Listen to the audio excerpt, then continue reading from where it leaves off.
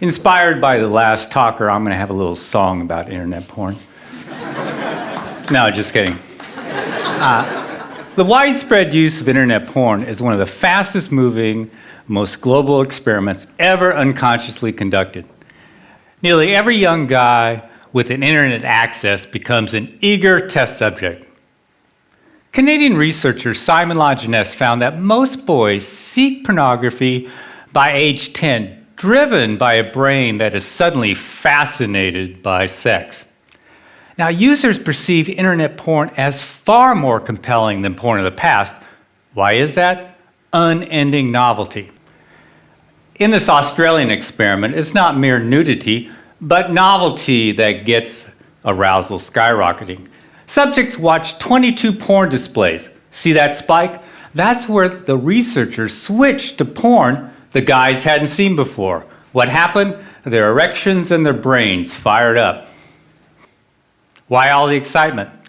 Mother Nature likes to keep a male fertilizing willing females as long as any new ones are around. In that top line, the ram, he needs more and more time to mate with the same old ewe. But if you keep switching females, the bottom line, well, it's just not the same. He can get the job done in 2 minutes flat and keep going until he is utterly exhausted. This is known as the Coolidge effect. Without the Coolidge effect, there would be no internet porn. This old mammalian program, the Coolidge effect, perceives each novel female on a guy's screen as a genetic opportunity. To keep a guy fertilizing the screen, his brain releases the go-get-it neurochemical dopamine for each novel mate or image. Eventually, the ram will tire, but as long as the guy can keep clicking, he can keep going, and so will his dopamine. With internet porn, a guy can see more hot babes in 10 minutes than his ancestors could see in several lifetimes. The problem is he has a hunter-gatherer brain. A heavy user's brain rewires itself to this genetic bonanza, so his brain becomes associated with this porn harem. Such behaviors that are associated with this are being alone, voyeurism, clicking, searching, multiple tabs, fast-forwarding, constant novelty, shock, and surprise. As one young guy once asked, are we the first generation to masturbate left-handed? Now, real sex, in contrast, is courtship, touching, being touched, smells, pheromones, emotional connection, interaction with a real person. Now, what happens when our guy finally gets with a real mate? Well, researchers don't know much about the effects of internet porn for several reasons. In 2009, when Lajeunesse tried to study porn's impact, he couldn't find any college-age males who weren't using it.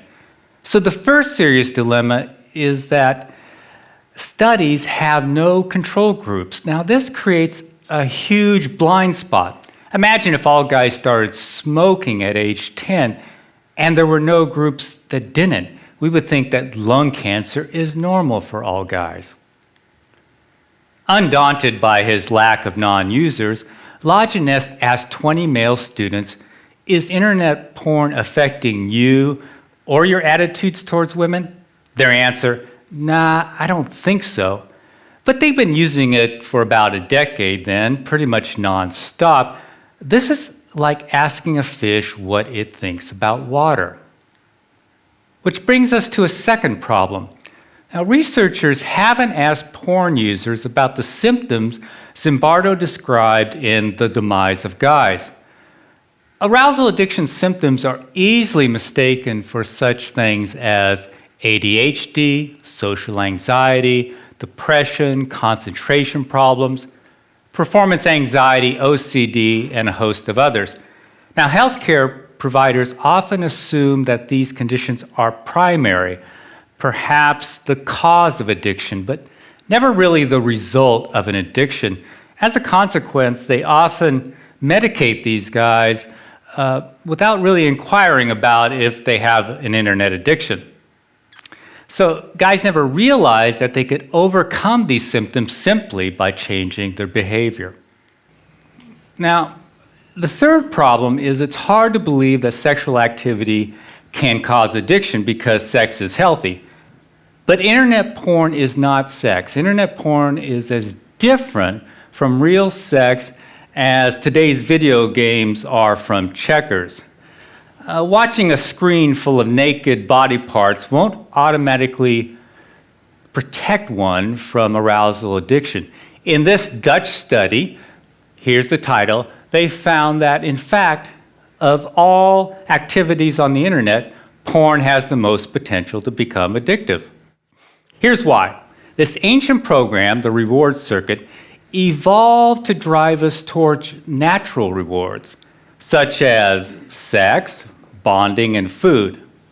As a consequence, extreme versions of natural rewards have a unique ability to capture us. For example, high-calorie foods or hot, novel babes give us extra dopamine. Too much dopamine, though, can override our natural satiation mechanisms. For example, give rats unlimited access to junk food, and almost all of them will binge to obesity. This is also why 4 out of 5 Americans are overweight and about half of those are obese. That is, addicted to food. Now, in contrast to natural rewards, drugs such as cocaine or alcohol only hook about 10% of users, whether they are rats or humans.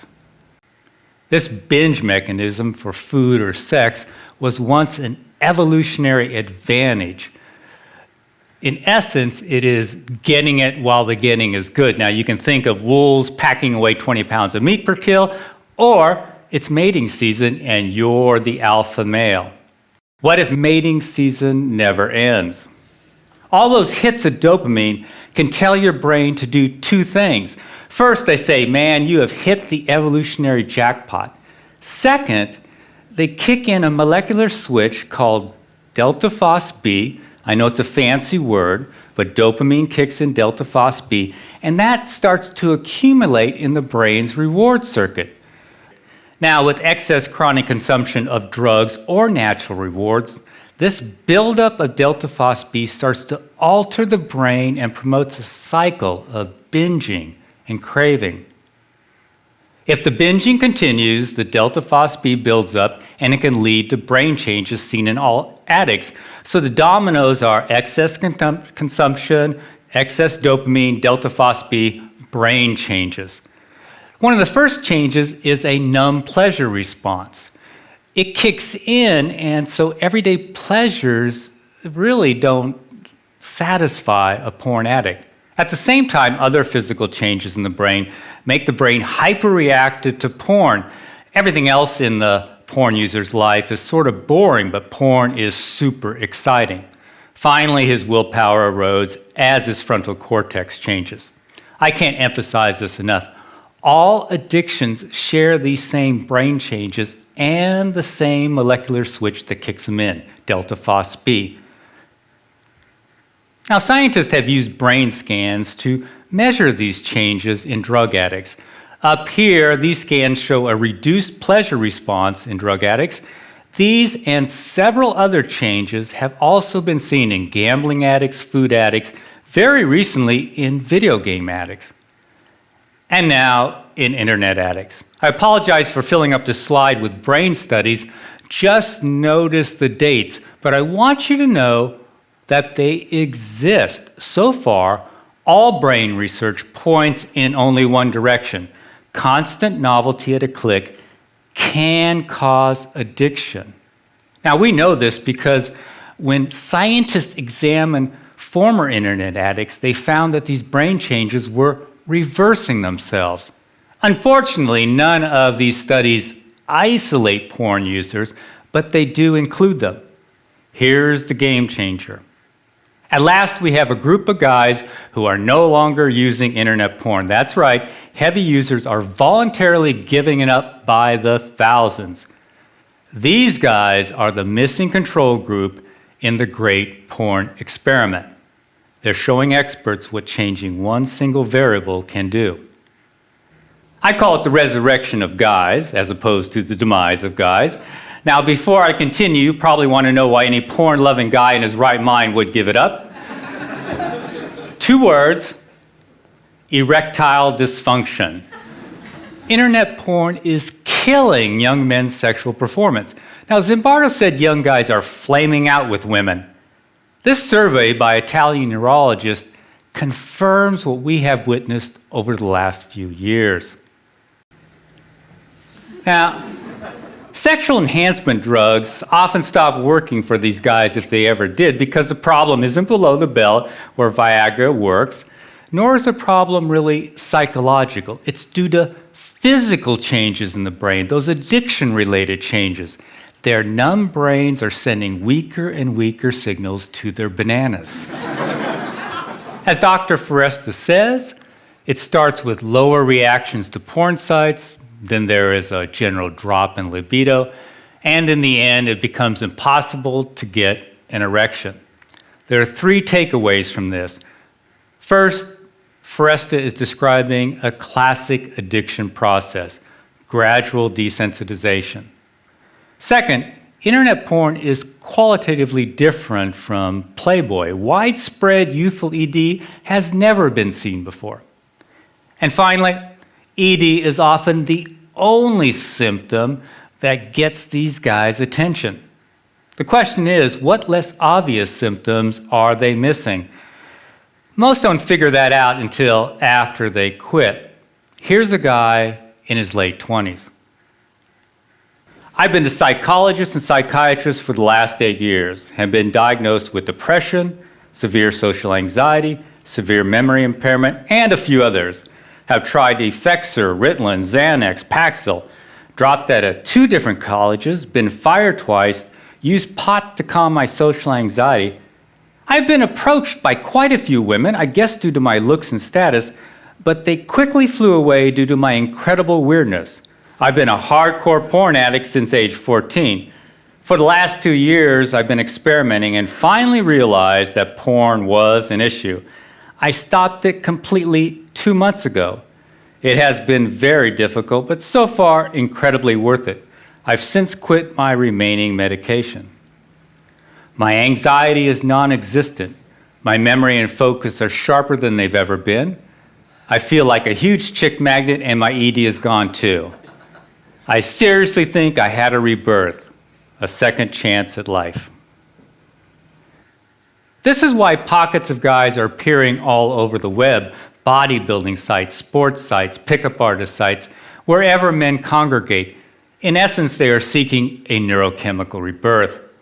Here's a group on Reddit.com who call themselves Fapsternauts. Fapping is slang for solo sex, but what they really mean is giving up porn. They've added about 2,000 members since I captured this picture a month ago. This movement to unhook from porn is growing rapidly. In fact, groups are springing up all across the web and in Europe too. But there is a bizarre fly in the ointment. Guys in their early 20s aren't regaining their erectile health as quickly as older guys. How can a 50-year-old get his mojo back quicker than a 20-something? The answer, even though older guys have been using porn a whole lot longer, they didn't start on today's internet porn. Now, we know this is a key variable because the older guys didn't start having sexual problems until after they got high-speed internet.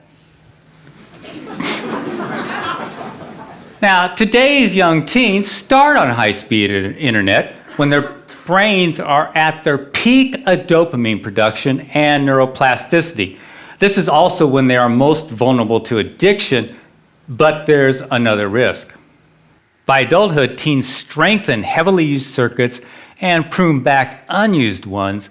So by age 22 or so, a guy's sexual taste can be like deep ruts in his brain. This can cause panic if a guy has escalated to extreme porn or porn that no longer matches his sexual orientation. Fortunately, brains are plastic, so his taste can revert once he quits porn. As the guy returns to normal sensitivity, his brain looks around for the rewards it evolved to seek, such as friendly interaction and, of course, real mates. Here's one more example of what we hear every day. I feel like the next Sir Isaac Newton or Leonardo da Vinci.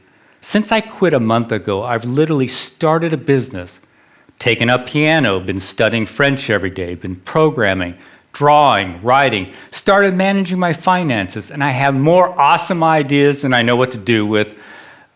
My confidence is sky high. I already feel like I can talk to any girl. I'm the same guy who took 2.5 extra years to graduate from college because of procrastination and depression. I'll conclude with a wish. I'd like to see some Bardo's guys who are wiping out and their caregivers and the experts listen to the thousands of men who are teaching us about arousal addiction by escaping it. Thanks for listening.